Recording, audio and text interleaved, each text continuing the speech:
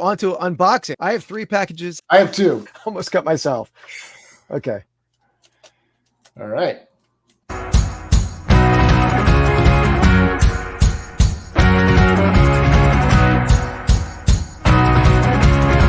Welcome in, everyone. Welcome in to Vintage Sport Flips, an offshoot of Pastime Picks podcast. So if you saw our video we put out recently, both me and Andy decided to embark on some vintage card collections, a group of player runs and then one wild card run. So if you go back and watch that episode, you'll see the video.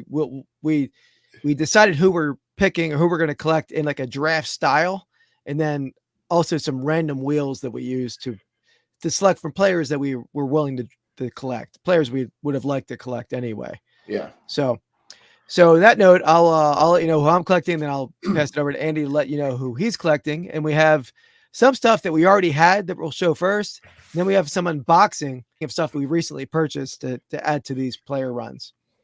So my 3 players first that I'm going to be collecting, I went all Phillies. Richie Ashburn, going to collect Richie Ashburn. Grew up listening to Richie Ashburn as a color man on Phillies broadcasts. So he's number 1 for me. Number 2, I went pre-war. Went with a player that I figured Andy wouldn't know the name Earl Neal, but it's Earl Greasy Neal. Played mostly for the Reds, a little bit with the Phillies, but more known as one of the greatest football coaches ever for the Philadelphia Eagles in the 40s. 2 championships, 48, 49. So Earl Greasy Neal, and then lastly, Steve Carlton on the player run. My wild card was 1955 Bowman set I'm going to put together. And my 2 random players were Dr. J, Harold Carmichael of the Eagles. Yeah, and for me, so I went Willie Mays as sort of my first pick. Kind of always wanted to, I collected him a little bit. I always wanted to collect more of them. Obviously, with his recent passing, I think he's one of the best players of all time. So it was always kind of cool to collect him. Second player I went with was Sandy Koufax. Wow, sorry, I went blank for a second there. Sandy Koufax. So he, of course, was one of Dodgers' great pitchers. Arguably one of the best, Jewish players too of all time. My third player was a Tiger. Of course, had to get somebody in there. That's Al Kaline, probably one of the best Tigers players of all time. Certainly somebody that I had heard about growing up from my parents. And then my wild card is very wild. So my wild card is our error card. So, anything from the famous Billy Ripken to, all those cards that you kind of heard about growing up. There's a bunch of cool ones out there. And then the spin picks that I got was Alex Karras, who is a Hall of Fame defensive lineman from the Detroit Lions. And my last one is Steve Yzerman. So probably one of the best, Detroit Red Wings players of all time. So yeah, it's a very eclectic mix there. So yeah. So there we have it. So we'll show the cards first we already had to put towards this collection. So I'll go first and you go second. We'll alternate a little bit. This one I picked up in one of my YouTube videos at a yard sale, and a stack of 86 Fleer stickers and regular base cards. So for $3, I picked this up for a stack of cards. Not a super high grade, but since I found this in the wild, a fun one to keep in this Dr. J run collection. So I don't see too much wrong with it though. I don't know why they. Yeah, the centering. They really punish these for the centering of the stickers. Okay. Yeah. So I agree. I feel like it should have been better. The corners are sharp. I mean, at least a 6 or something, but the back's pretty rough. Yeah. Sticker-wise. So it's all about the centering on the stickers, unfortunately. Gotcha. But that's my first one, Dr. J. My first card is a 1971 Al Kaline. So this is kind of near the tail end of his career. He's an outfielder and first baseman back then. I guess he was mostly an outfielder most of his career. But yeah, there you go. Very cool. I had this probably I've had it for a while. Yeah, that's a cool one with the in the batting pose there. Yeah. All right, and then my the other one that I bought in a recent video at the National Sports Collectors Convention is this one, 1955 Bowman, Hank Aaron, young Hank Aaron, grade 3. I'm going to try to collect the stars in grade 3, at least, but I'll probably try to get everything in the 3. That way, it's a nice. All threes, yeah. Yeah. So again, grade 355 Bowman towards the set. Very cool. So my next one is the 1965 Topps Alk line. This is one of my favorite kind of looking cards. I love their little the pennant there, especially with the old school tiger on it. Yeah. Whoops, he fell. It looks a little younger here, so obviously, it's 5 or 6 years younger than my previous one. Yeah, it looks pretty similar though. And I got a 1964 Topps Alk line. Centering's not great on this one. None of these cards are very good shape, to be honest. They're probably sub 2 or 2 or below maybe. But yeah, got that one. And then my final one, which I have. All right, final one I have is a 1966 Topps Willie Mays. So you can see how kind of retro the case is on that. They don't make them, I don't think, anymore with the screw top cases. No. But I'll transfer this one. I'm going to grade probably at least, I'm certainly going to grade the Willie Mays. I'll probably grade all of them at some point, just to have kind of that whole set be graded, the whole player run. Cool. That's a nice card. It's amazing. He played another decade almost, right? But he looks pretty old already in 66. He does look old, but like he's probably low 30s, right? Early 30s, maybe a little bit. Rookie in 51. So what was he, like 18, 20? I don't know how old he was in 51. So young 30s, yeah. You got pretty old. So I might just that's his look, right? I'm sorry to criticize you, Willie. You look good. You look good, Willie. All right. So that's yours. And then my last one is not like a single card. It's I bought a partial set. There was 196 cards. So I still have a ways to go for the set. So again, 196 cards in this partial set that I bought. So I'm at 197 with the Aaron. But there are some stars in there. We got Richie Ashburn. So that solves 2 of my I'll probably get a second one because I'm going to complete this set. But we'll see. We'll see. We got the Richie Ashburn. There's Phil Rizzuto, Whitey Ford. They're definitely stars. There's no Mantle or Mays in this one, but Robin Roberts, a lot of big names in there. Yeah, so 320 cards. So I have another 124 cards to go. So still a ways to go. But I wanted to at least get a chunk up front to start that off. One by one for 320 cards was a daunting task. Yeah. So is that do you have? Is there any number? Like, do you have 1 through 197, or is it just a random mix? Just a random mix. I did write down what I have, so when I'm out shopping at flea markets, I'll be able to know what I need. But there's no. It's not a consecutive 196. There are a lot of high number cards, and some of the tougher cards in this set are umpires in back. I'm sure not a lot of kids. If you were busting a pack back in 1955 and you pull an umpire, how disappointed would little Andy be in 1955? Well, he would be just a twinkle in somebody's eye, but he would. If you pulled Babe Pinilli, the umpire down there. It was similar to getting like when you got the coaches, right? I didn't like that either. That was kind of stupid. No. I mean, you have one coach. I'm sure you would have liked to have gotten, but all right. There we go. So that's our pre-existing stuff we already have for this collection. We'll get to our unboxing now. Yeah. All right. So on to unboxing. So I have 3 packages. How many do you have, Andy? I have 2, just 2. Okay. First of all, the silver foil package is not great for my ring light. Man, hold on. This is in there pretty good. I got to cut another somewhere else. 1 second. I make sure I don't slice any cards in the process. All right. So there we go. Nicely packed. Yeah. And I'm not sure which one is which, to be honest. So I'll find out with you and Andy. What the hell?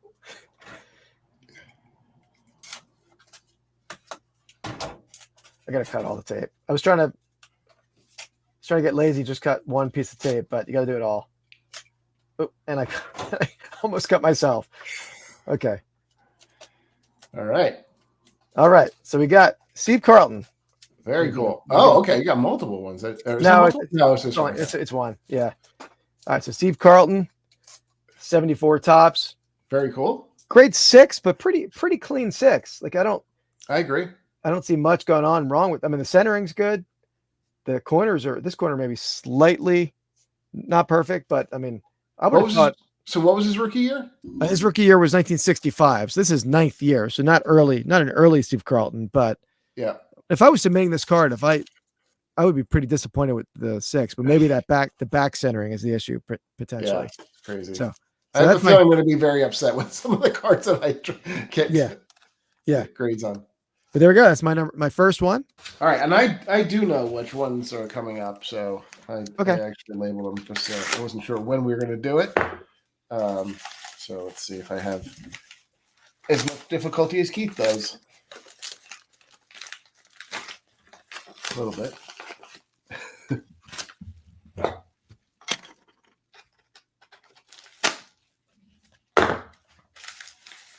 That guy's cardboard was like the most perfect cardboard. This stuff, like they would be breaking this open in karate class. It's like some tough cardboard. I need to get that for shipping. All right, here we go. I do know what the card is. It does not have anything else, nothing surrounding it. There we go. I like the look of that card with the pink background. You don't see many pink background cards, right? Alex Karras, rookie. It's a 6. It's funny because the corners are strong on this too. Yeah. But I would say like this. Well, the centering's okay, I guess. The centering's not great though. Yeah. But definitely a clean example of it though. Yeah. I mean, it's the centering, I guess, hurt that. But yeah, it's a beautiful card otherwise. Yeah. So he's in addition to being a Hall of Fame defensive tackle for the Lions, he was also Mongo on Blazing Saddles, if you've watched that, and he was Mr. Papadopoulos on Webster. So yeah, he had quite the career outside of football as well. So yeah, I don't know him from Blazing Saddles, but definitely watched a lot of Webster growing up. So there you go. I'll put him nice, up here. very nice. Very like. Very like. All right, my number 2 coming up. Dude, that was a steal. How much was that one? $40. Oh, they were nice. going for way more than that. Yeah, very good price. That's a 6 too. That's a 6 on a 59 tops card. That's not easy to get. There's a random a packing peanut popped out of that mailer. Who put the packing peanut in a bubble mailer? All right. So this is your second one, right? Second, yep.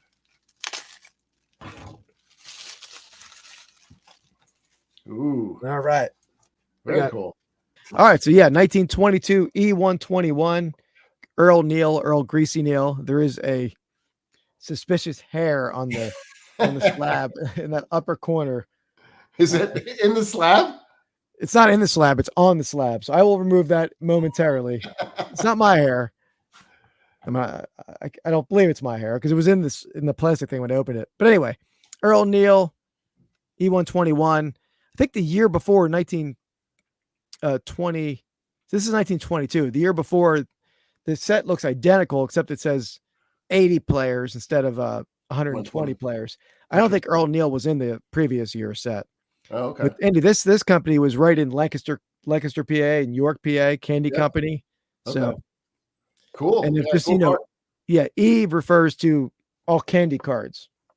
Ah, okay. So there we go. One of the greatest Eagles coaches of all time, right there. There you go. All right, my second. Quite an impressive packing job, I think, here.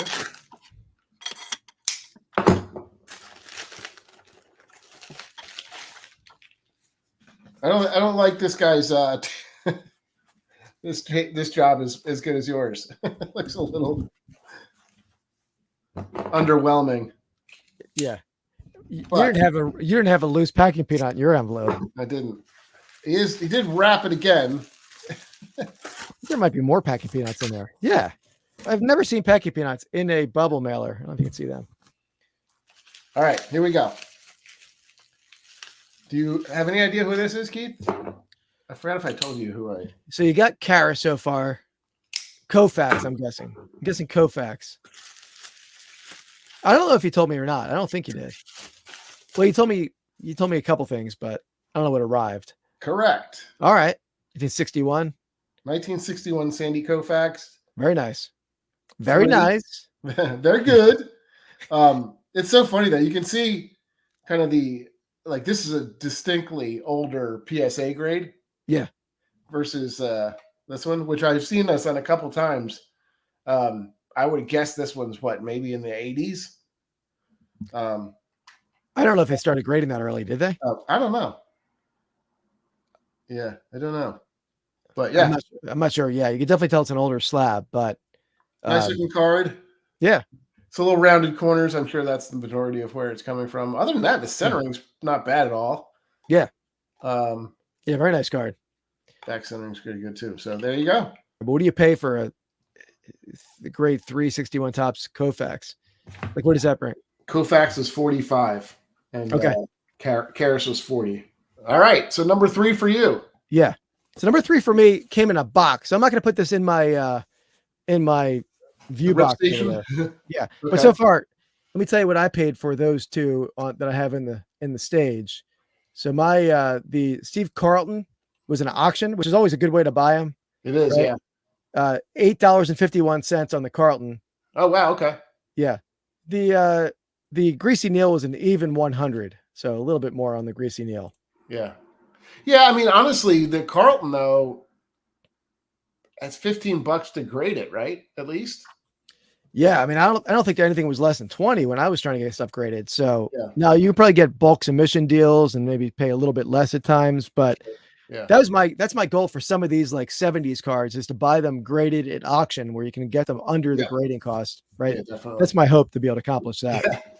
Yeah, with Carlton, I would think that like you're from about here on up, you're probably pretty safe to get those for a good price, I would assume. Yeah. Let's see what we got here. I will put, once I get the innards out, I'll put it up on the stage. I even have one for you. I'll donate to the cause too. So very nice. I got at least 1 or 2 Carltons. I know. I was checking downstairs. Those are from the early 80s though, I think. So. All right, got it wrapped in paper here. I like this is a very professional. We're very thorough packing job. A lot of packing in there, even though it's just paper. Paper still does the job. Yeah. I'm going to do this over here because this is you're bouncing it all over the place. Yeah. All right, here we go. I don't know what this one is. Maybe I don't remember you telling us. Is this maybe an Ashburn? And I got to take the sleeve off because there's a big label on the front of this plastic sleeve. All right, my next one.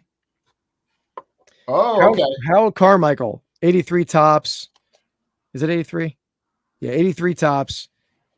Is signed. Nice ink signature there of Harold. Yeah. Recent inductee to the Pro Football Hall of Fame. So that's what I'm going to attempt to accomplish for Harold Carmichael, or I'm going to accomplish, is doing all graded cards. So very cool. Yeah. There we go. And so I like this one too, because you don't see a lot of I just learned about I was doing a little researching on the PSA stuff and the DNA certified, what that means, all that. So they didn't grade the card, they just graded the signature, that authentic, and the PSA DNA certified means that it was actually done in person. So that's the DNA certified instead, like a live at a show they got it signed. Yeah. Okay. That's what it technically means. Well, I didn't know that. So you're educating me, which is a rare feat for the King of Pennants. No, just kidding. Very knowledgeable over there. Yeah. But yeah, right. So I got a bunch of autographs graded recently, and you can get the auto graded, or you can get it just graded authentic, or you can get the card graded and the auto graded. So I guess you can do it in 3 different ways. Yeah. But I feel like I see SGC do that a lot. They always have like 2 grades. Maybe there's a better price on those. I don't know if SGC doesn't do autographs. Oh, okay. No, unless they're